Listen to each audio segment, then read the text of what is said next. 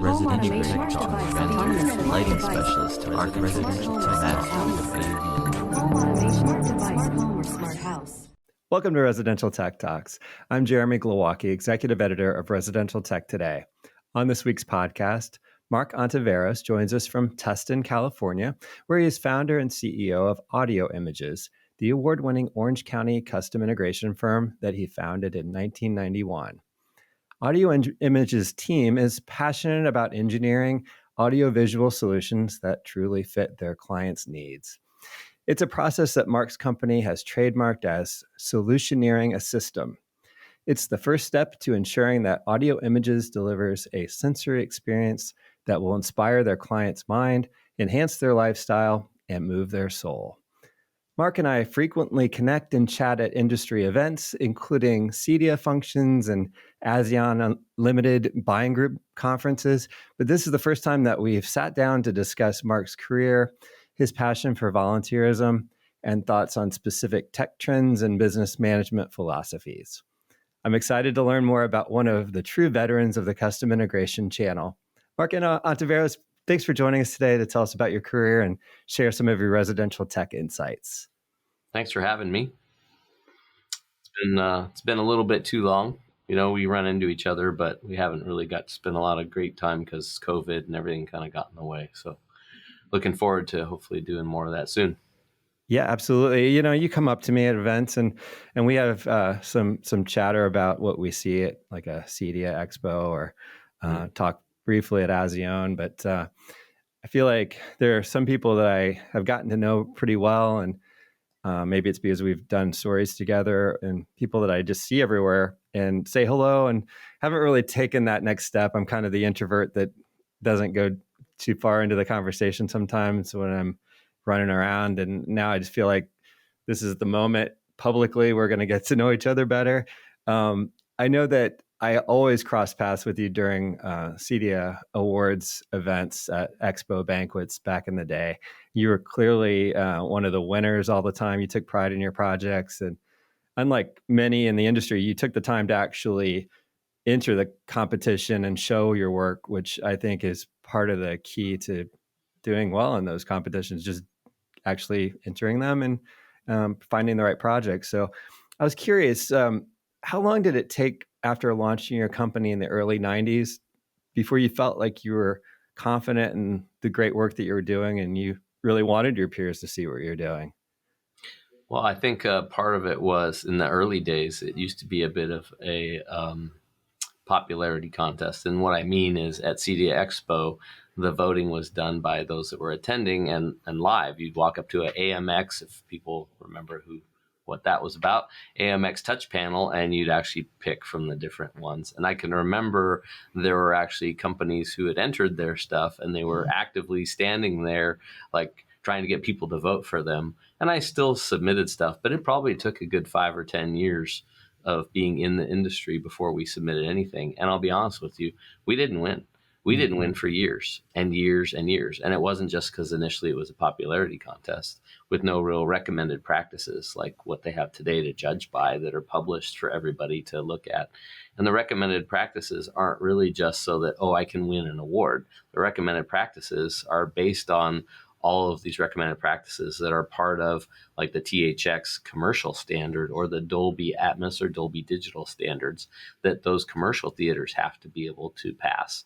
And we were involved in the acoustics of Dolby World headquarters on Market Street a couple of years ago. And although we weren't installing those acoustics, we were providing and doing the logistics for 56 labs. It was like 5,600 treatments. And all of the design engineering that was done by a firm and a particular designer who actually we had worked with in the past when he worked for Tony Grimani, he was at this design firm. And so he reached out to us along with 2 others, and we were fortunate enough to be awarded the contract. Well, 5,600 treatments and rooms that were constantly changing, literally on a moment's notice. And then we're loading by room into a 20-foot trailer for these tractor trailers to go up to San Francisco and unload by room and then be installed was quite the challenge. I bring this up because, again, there was recommended practices and certain specifications that had to be met. And it doesn't matter if the plumber, the electrician, or some other trade had to move some of these acoustics around, you still had to meet that spec for that room. So us being knowledgeable in those acoustics and being able to work with the acoustician and make last minute changes as the stuff's literally getting on the truck to go up to be installed was really beneficial, so that those changes could be made. And if that happens to sound a lot like what we do residentially day in, day out, it's very much the case. In commercial, it's usually like, here's the plans, you execute the plans. In residential, it's a wild, wild west, as we all know. And any day you can show up and somebody move something thinking it wouldn't really matter, but it could radically impact the home theater. That's the world that all of us in custom residential live in, and not just in theaters, but throughout the projects. So I say that because even the best laid plans, highly engineered, you still have to have that experience and expertise to know what you can and can't move and how to move it and what to do to still achieve the desired intent for the engineering.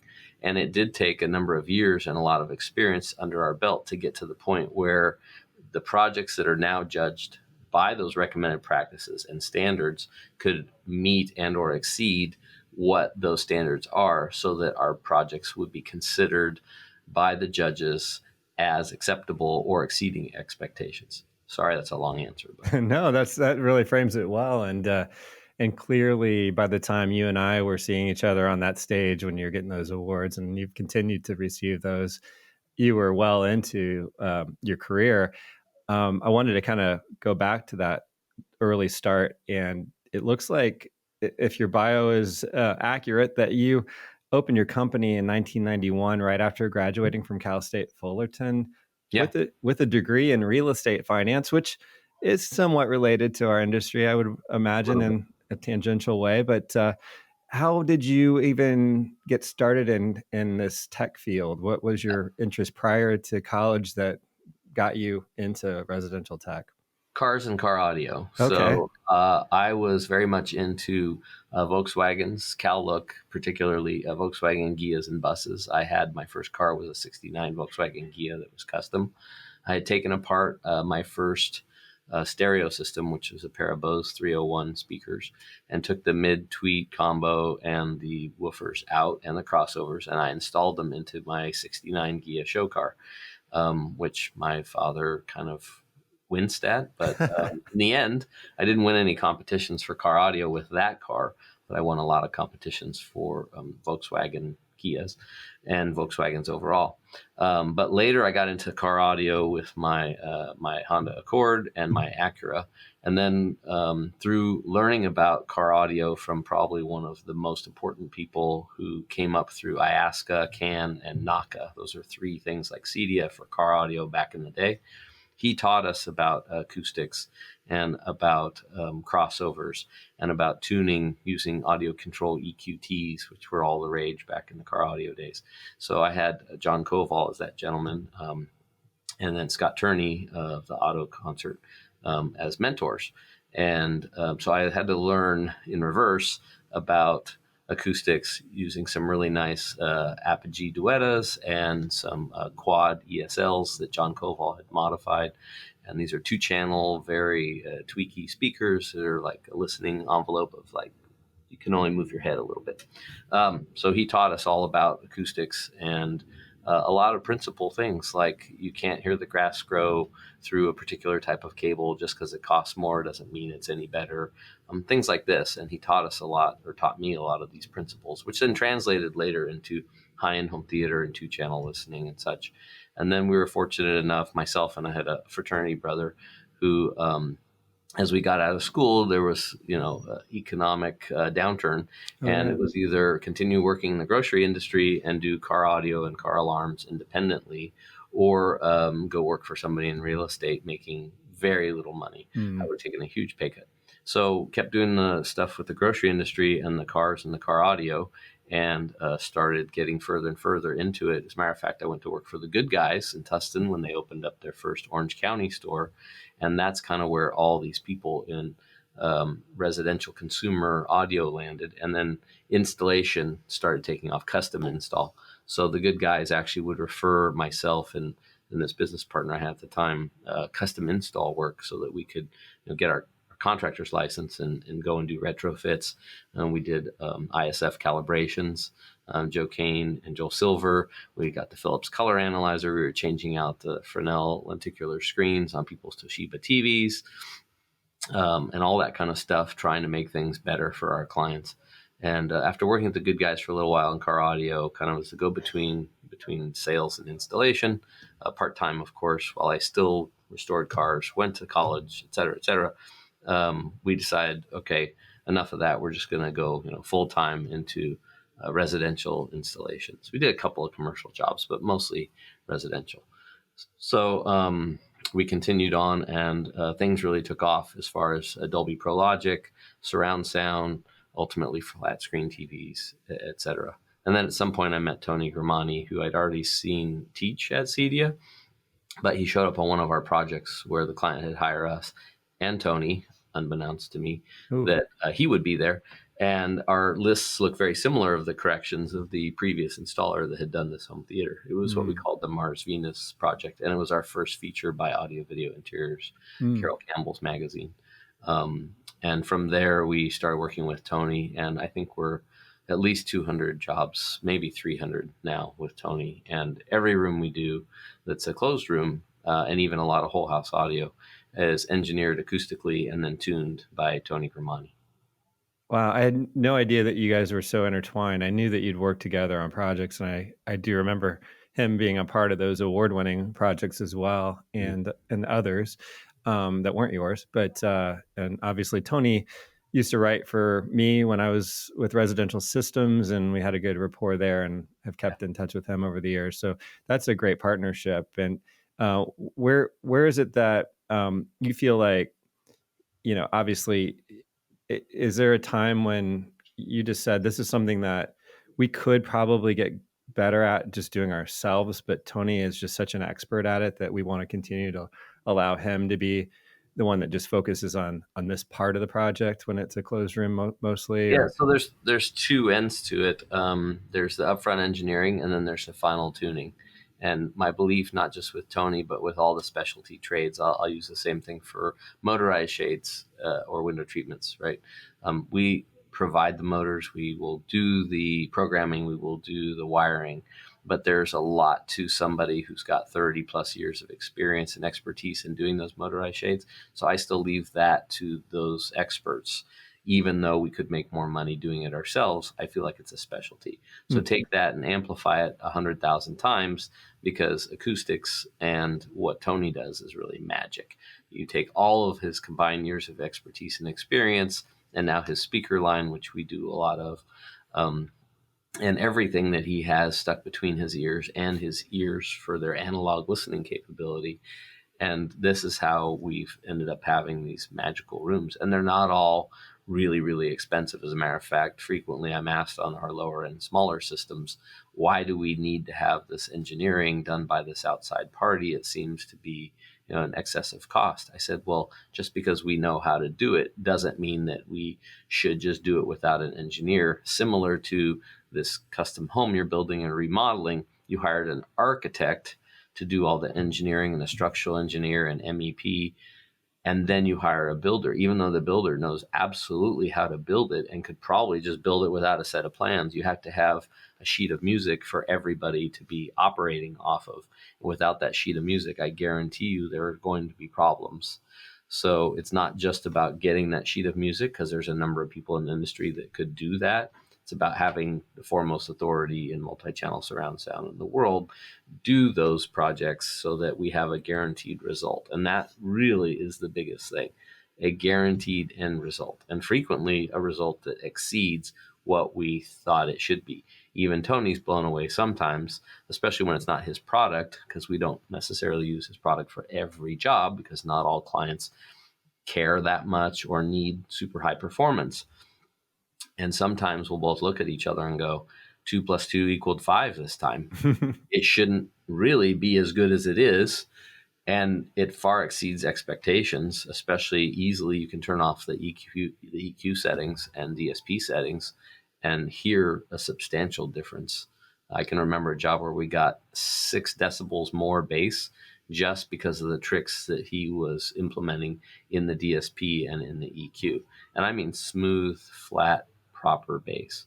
So it's not about, hey, there's only one way to get to the promised land of awards or delivering a well-engineered, well-executed system. There are many people out there, and I have great respect for Sam and Steve Haas and multiple others. It's just that Tony and I understand each other's companies well, and we work well together. But I tell you, if people really care about getting to or exceeding those recommended practices, especially with the new ones that CEDIA is coming out with, that I know Tony and others around the world have been actively working very hard on. I recommend that people go out and hire somebody who knows acoustics and understands all the recommended principles and work with them. Again, there's several out there that are very good. Tony's excellent as well. But if they care enough to want to deliver an end result that's predictable and exceeds expectations of the client, I can't say enough. It's a lot more work. It's difficult. And Tony holds us accountable. Like, just because we're paying him and bringing him the job doesn't mean he just will turn a blind eye if there's an issue. And sometimes the issue isn't anything that anybody could have predicted, some weird thing that happens because of something and how it responds in a room. But we work together to resolve it. And in the end, the clients are always super happy because we exceeded their expectations and sometimes our expectations. Yeah, just so our audience knows, Sam Cavett is Sam, who you referenced, and yeah, sorry, good friend of mine as well. And I've had him on the podcast. I need to have Steve Haas on the podcast because I respect him well. I've done stories on him in the past. But when you talk about those specialties, and you mentioned the motorized shades specialty, are you talking more in terms of the materials and the aesthetic part of that, since you're doing more of the tech part, or is there more to it? There is more to it. If it's just a standard roll up, roll down, like a lot of times you see in a commercial space, that's not really where the trickery comes in. It's we're on a project right now where there are 4 different types of companies' motors, not just one company. Lutron, Somfy, Crestron, and one other company's motors are there. Furthermore, there's another third party that takes some of those motors and highly modifies them with the permission of Lutron and others to get things to be the way they are on this very special project. The point is that a lot of people think, for custom install, meaning outside of the industry, that we're just taking, receivers and speakers and things off the shelf, and then we just go put them in holes and then we hook them up and it just works. We all know that that's not the case. It's kind of the same thing even in the motorized window treatment world. They are taking those motors and they are taking fabrics and they are then taking and turning into something that maybe it's not even intended to do, or they're solving a problem in construction and how they do it. And again, that goes back to all this years of expertise in getting it just perfect, which is what the clients want. If it was easy, everybody would do it. Does that happen to be Dennis Lister's company, Dell Motorized Solutions, that you're speaking about? No, different one. Okay, so I know he does all the weird shape window things for. And there's a number of people that do it, but you also have to be somewhat local. You can't have somebody flying from across country, right? Because there's some really weird stuff that's difficult to pull off that I couldn't ever do.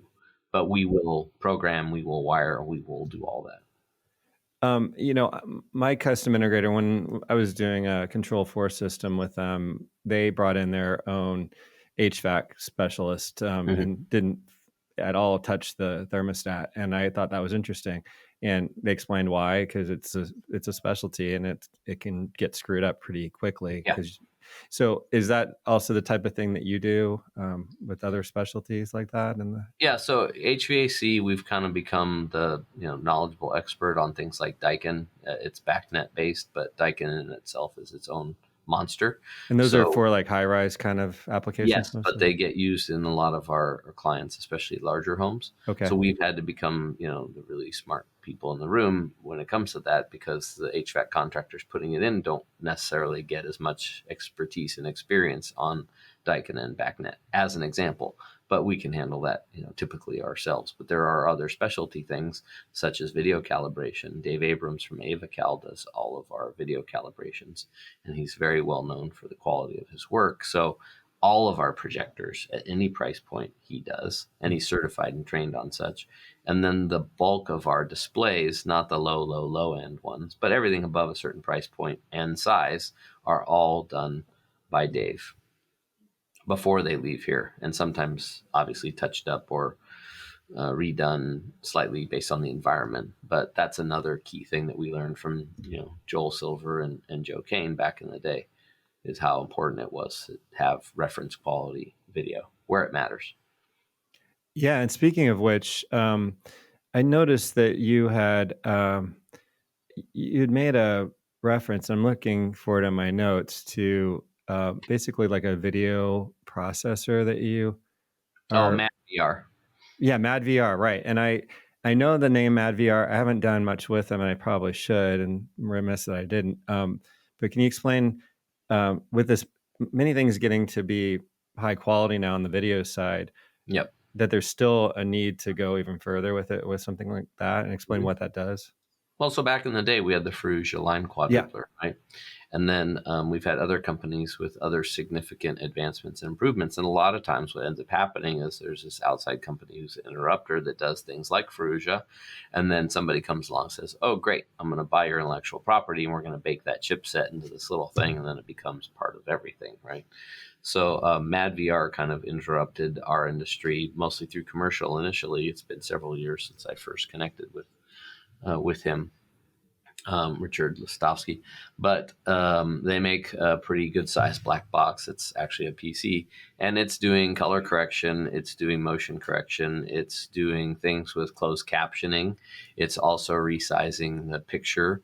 And at the end of the day, it makes everything look fantastic. Would I put it on a 65-inch display? No. This is for large format, high-end displays. So for us, it probably starts in any projector over $30,000 maybe, particularly the Barco's. And again, this is nothing about Barco or Sony or anybody's projector looking bad.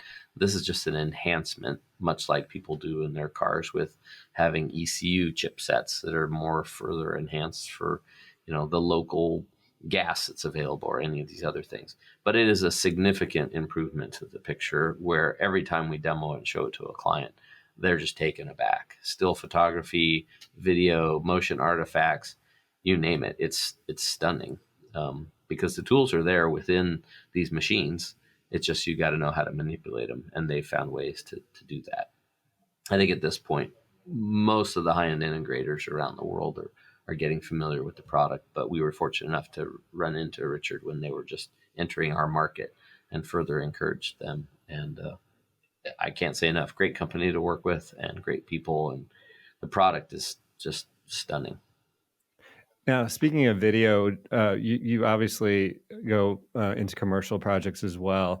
A little bit. And there's a more of a tendency to go toward this category in commercials. Why I bring it up is the direct LED, direct view LED, like the wall and that sort of thing. Are you doing anything where you're replacing the projector with a giant LED wall yet in a home or even in an office space? So not for theaters, because there's some issues around having a giant piece of hard surface at the front of the room and what acoustically that presents.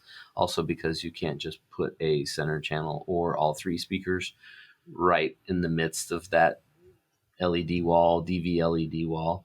And there are a number of companies, including Tony's, that are working on or have solutions for all that.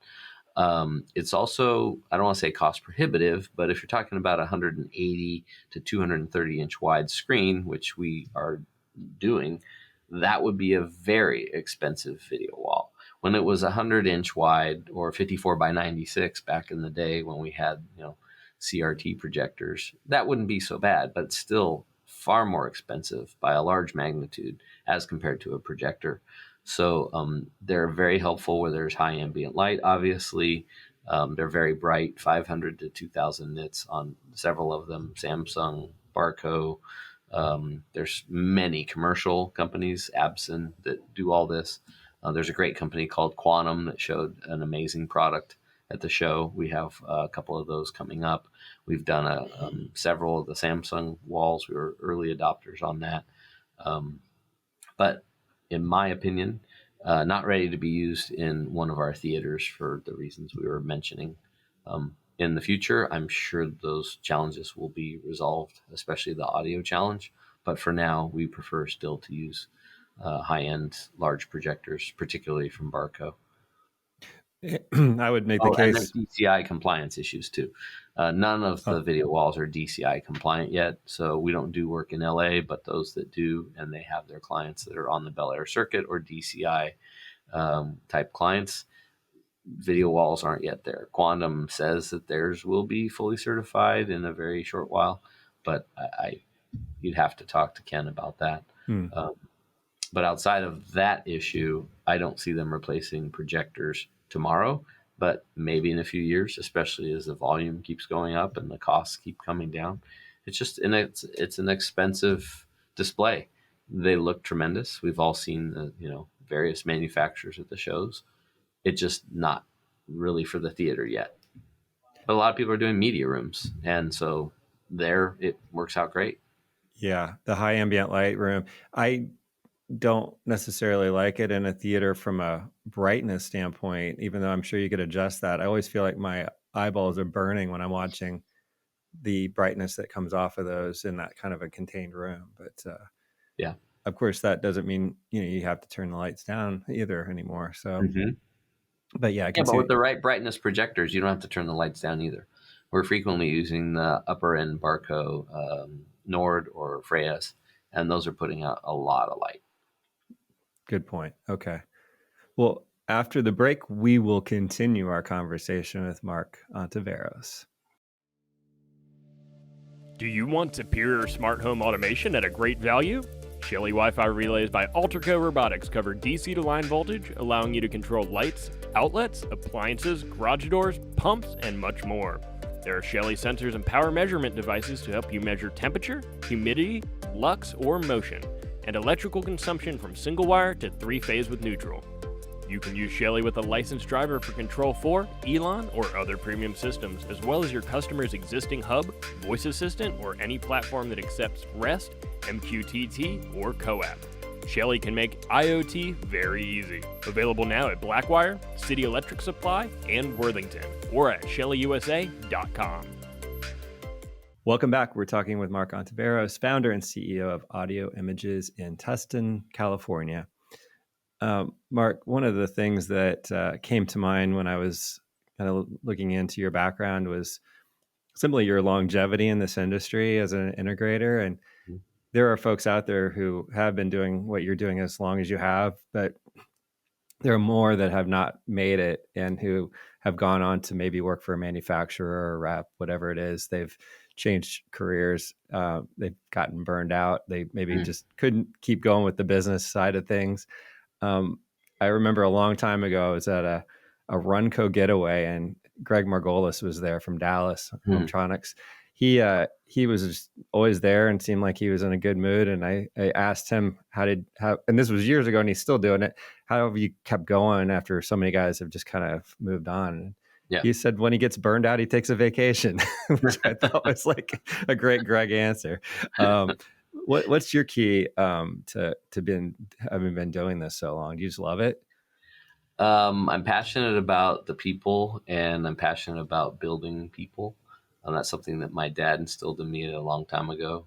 He was a HR person by trade. He's been gone 26 years. He actually passed away while I was at the CEDIA Awards 26 years ago in September. Man. I know. And it wasn't an awards that we were winning, I can tell you. But the point is he instilled in me, the work ethic and integrity and all that. But most importantly about building and growing people, and that's something we're proud of here, and that's why we've got a lot of people who have been here not only just a long time, but we say if you're not growing, you're going. So that's number one is people and their growth. The other thing is, of course, the technology. It's a lot of fun what we do. it's a double-edged sword, as everybody knows who does what we do, because it can burn you really bad. It can be really frustrating, but it's also really cool to sit down with the client the first time and introduce them to their theater or their house, and all the amazing things that we can do. And you can't really ever get over that. I mean, I still get hairs on my arms standing up and goosebumps when I play certain tracks from certain artists, music-wise, or even a film. And that's not a reaction you can just talk yourself into. That's just a visceral reaction, right? So I still get those chills, and I still really enjoy what we do, despite the technology being challenging and COVID and people problems and everything else, because you're going to have people problems no matter what business you're in. I mean, I guess you could go to some foreign land and just fish and sell your fish or something, and you wouldn't have many problems. But, we were talking about this on the call just before this call, because I'm part of Synergy. I'm a founding member of that board that Travis leads. And that's a professional development group, much like YEO or YPO. But for integrators, it also gives us all a place for support. But we were talking about this whole thing and COVID and our employees and the crazy clients that we all have, and how we try to keep our employees happy despite these crazy clients that we have. Yeah. And it is challenging, especially in today's post-COVID world. Everybody's more on edge, and there's just a lot of challenges that people are having outside of their AV systems. And then when they get home and they've had a bad day because of all those challenges, and one little button on the remote doesn't work, or something doesn't instantly do what they wanted it to do, then sometimes they come unglued. And honestly, it's not even really that bad, or that it's even our fault, but we're the ones that take the brunt of it. And everybody expects instant response and feedback. And I don't mean just our clients, I mean across the board, because, by the way, they'll remind you they spent 50% more than they really did spend when they're talking to you on the phone, telling you about it. And they expect that speaker in their powder bath to be working over the phone right away. And frequently it has nothing to do with us. It's the power companies, or it's an IT ISP issue a lot of times, despite our best efforts. Yeah. So the secret to longevity in the business is well-engineered design plans, and inspecting what you expect, and of course growing your people and empowering them, which, for somebody who's I'll say not a control freak, but who's focused on performance and high expectations, that can be difficult as the business owner, and having the reputation that we do for excellence and high customer service and satisfaction. And these electronics, unfortunately, the manufacturers sometimes burden us with being the person to figure out the problems that they should have figured out before they released it. I think there's a number of companies who are doing a much better job these days of alpha and beta testing, and asking us to do that. Not just us, but many companies do that. I think that in my 30-year history in the business has greatly improved, but also electronics are getting more and more difficult and challenging. And the almighty Apple, in their best interests, often releases firmware that screws the entire industry up. They're not the only ones, but they're probably the biggest one that really can challenge our clients and our stuff, because a lot of us are tied in somehow to these Apple products. Yeah. So those are some of the reasons why I stay in it is the enjoyment. And then how do I balance it? I've got now 2 teenagers, and so we have to balance family and work balance. We have to take some time off. Recently went with my son to Germany and went to a whole bunch of factories, BMW, Porsche, Mercedes, and a whole bunch of fun car stuff. And that was really great to get away with him and disconnect and get a refresh. But it is not an easy business, and it doesn't really sleep like other industries and trades, even construction trades. Those guys turn off their phones that are pumping concrete, let's say. Yeah. We don't get to do that, unfortunately. And so it is a challenging business, and integrators across the country hearing this totally will get it, because not one of us has a magic bullet that just solves all those problems forever. Power conditioning is a big one. We're really big on putting in Joe Piccirilli's Rosewater systems and UPSs from various companies. But you can't fix everything all the time. There's just some stuff that wiggles in there somehow and makes it difficult. Are you for our dealing with clients. being in California? Are you dealing with a lot of solar installations and integrating that into like the The reservoir? integration isn't that heavy. You have to give them what they want for their connection to the network and such. But it's not like, oh, the solar guy brought our system down or whatever. That's happened one time actually. They plugged something in that they shouldn't have. They shouldn't have been touching our stuff, and it created a loop, a network loop.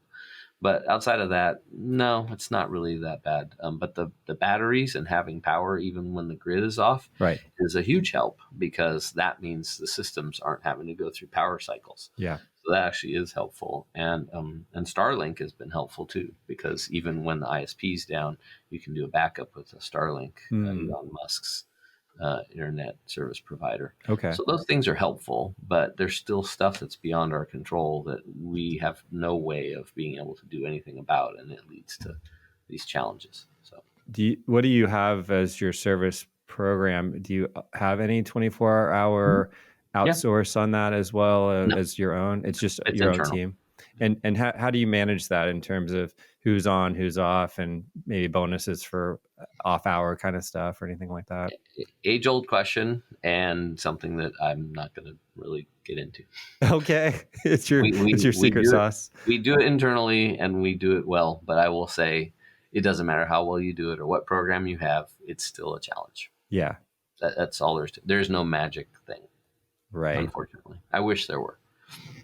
Yeah, it's the thing that burns everyone out, though. It's the thing that Mhm. everybody needs to sort of figure out an answer to, so it doesn't fall on you every time, Yeah, or somebody else I all agree. the time. Yep. Well, outside of your industry involvement, I know that your volunteerism is a big deal for you, and wondered if you wanted to just touch on that. I don't. It seems to me that there are folks who do this so that they can get business, and there are folks who do it because it's from their heart and who they are. And I know you have some personal reasons for doing some of the activities that you do. And I won't, put you on the spot and have you reveal any of that if you don't want to, but just, could you share a little bit about that? Because I know it's important to you. Yeah, no, it's super important. It's how my grandfather, who got an education to, I think, fourth grade before he moved from Morenci, Arizona, to fourth grade. He was still in Morenci, but then they ended up coming here ultimately to California to work in the shipyards during the war. And then he had these grocery stores / liquor stores. And, at Christmas, they'd, give away bags of oranges to all their customers. And he did a lot of stuff for the community. But then, my dad was type 1 diabetic all his life and didn't think he was going to live past age 30. He lived to be 56. So I got on the board of JDRF, Juvenile Diabetes Research Foundation, for 6 years, and then they roll you off. So I was involved in that heavily. And then my son is autistic. He was diagnosed at age 3. He's 14 and a half now. So I got involved in that board of TACA, the Autism Community in Action. But outside of that, we have a homeless ministry that we started about almost 20 years ago. Myself and a good friend, he had a catering business, a very high-end catering business in Orange County here. So he would prepare the food in bulk, and then I had volunteers who would put it together in kits, and we would go. It was non-perishable, and we would go to where all the homeless population was and hand it out on the 3 major holidays: Easter, Christmas, and Thanksgiving, until that became more competitive, believe it or not. Yes, there's competition. So they actually had too much food that they couldn't possibly eat in 24 to 48 hour period. So we started looking for the next solution. And that's when we came up with the hygiene kit idea, which other people were doing. So we build these hygiene kits that I underwrite, and then I get volunteers to help build them. We usually build 300 to 400 at a time in a Ziploc bag. It has a variety of things that make it helpful to those that are living on the street. And a lot of people are living on the street by choice. It's not just because they're homeless. They actually want to. I'm not saying that's the bulk of it. Yeah. It's probably 20 to 30% of the people. I go out at 4 o'clock in the morning, usually once a year, every other year, to do this count that they do in various counties across the country and in the state. And so I get to see and experience and interface with the homeless. But it really became more of a 2 or 3-fold situation. It wasn't just about hey, this is another human being, and I'm an adult, and I'm, handing them something that's going to make their life better. It became a thing where through Indian Guides and Princesses and other stuff my kids were involved in, I started taking out not necessarily the small kids, but the slightly older kids or their parents. And now with my son in his high school and various church groups, I have them help build the bags, and we don't get to go out into the street as a group, but then the people that built the bags, so it's usually the parents and the kids, they put 5 or 10 in their car. And so when they roll up on somebody at a street light or a stop sign or whatever, and they're looking for a handout, instead of handing them money or whatever, they'll hand them out one of these hygiene kits, which is really helpful for the people living on the street. And of course, they're really happy and excited to receive that. So it's become more of getting the kids to understand it's not just something happening on TV or they see in the news about the homeless. And obviously, the homeless population's been growing a lot because of COVID and all these other things. So it just helps bring some awareness to the homeless population, the challenges we have, and that we're super blessed to have a home to live in. And there's other ways that we help various organizations. Orange County Rescue Mission next door, we help them with their chapel that they built. And then Serving People in Need is another one. We built bikes for them last year because we had to cancel our Christmas party because of COVID. So instead, we had a party in the parking lot. And for every employee, we built as a team all these bikes, and we delivered them to Serving People in Need. And they delivered them to their client base and people that don't have enough money to afford a bike, but at least they have a roof over their head now. So there's a number of various charities. We support the 3-5 down at Camp Pendleton. That's Marines and their families. So we've done a bunch of stuff for them, a lot of it through my church and independently. So we're just involved in a lot of different things to help serve the community and, for the reasons that I believe God put us here on earth, and that's to just help others, not for, gaining business and all this other stuff. We kind of keep it, I don't want to say low pro, but it's not like a big deal for the company. If people want to help that work here, then they do, but I don't demand it. Right. Except for the bike thing. That was a really cool event. Like really everybody got together because they hadn't been able to really get together, and we were outside and we had our annual tamale party and everybody built bikes, and people still talk about that till now. So if somebody wanted to put together hygiene kits, what would be a good combination of pieces that go into that? So socks are really important. Everybody likes the crew socks. So we usually do 2 pairs of socks, a shaver, soap, shampoo, razor, toothbrush, toothpaste. This time of year when it's pretty cold, believe it or not, it's been 30 and 40 degrees out there at night. So we've been doing the hand warmers. During the summertime, we've got suntan lotion. Chapstick is always appreciated. Combs for their hair. Toenail clippers and fingernail clippers. Aspirin. I said sunblock already. So those are some of the items. Something that's portable, but has the things in it that we all take for granted. But just think about your Dob kit that you take when you go on vacation, right? It's a small bag and it's got a bunch of stuff in it. So the small samples are not too difficult to get these days. I think the socks are the biggest expense, but they're also the thing that make people the happiest, believe it or not. A lot of the other stuff, they're like, they need it, but the socks, like they smile, they get excited. That's a great idea, especially for folks in big cities where you just feel like you don't know if you're doing the right thing, giving money, or how do you respond. So you don't want to ignore somebody, but to give them something that's going to actually be meaningful and helpful. And water is helpful too, but it's not as it takes up space. It's heavy. Yeah. So when we can, we give out a bottle of water, but it's not as critical as these other supplies. And you mentioned, and I forgot to remind myself the details of this, that you had a big event that you just dealt with for the Super Bowl. What was that? So every year we have a client who is in the reprographic business. So it just so happens that he's kind of parallel industries and similar clients. But he came to us a number of years ago and he said, hey, I have this idea. I want to do a big Super Bowl party for the military currently enlisted and, having also been out of being active. And so he's got, oh my gosh, they do cigars, The food is amazing. They do massages. They do bands. The SC marching band comes. He's an SC graduate, and he also was on the board of directors there. Gary Crisp is his name, Crisp Repro Graphics. And then we provide roughly 10 TVs, all on video distribution for, wherever the event is. They've moved it a couple of times. This year is at the American Legion again, which is funny because then they called me after and said, hey, we kind of want to do an AV system for our place. I said, unfortunately, it's just not what we do. Like, we do residential high-end, but they want PA and all that stuff. Oh, yeah. So I give them a couple of people a call.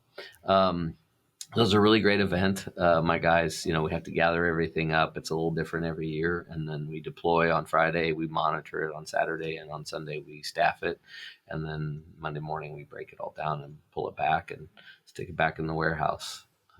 And they're super appreciative. And it's a great event.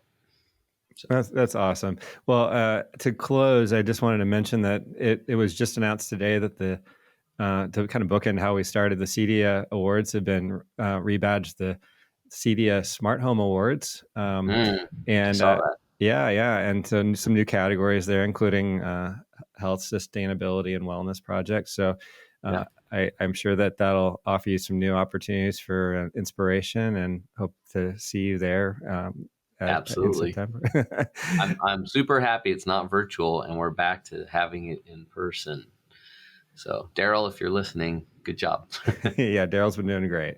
And Mark, I really appreciate your time. I know you're busy and need to get back to things, so I'll let you go. But really great talking to you and getting caught up. And next time I see you in person, we'll chat even further.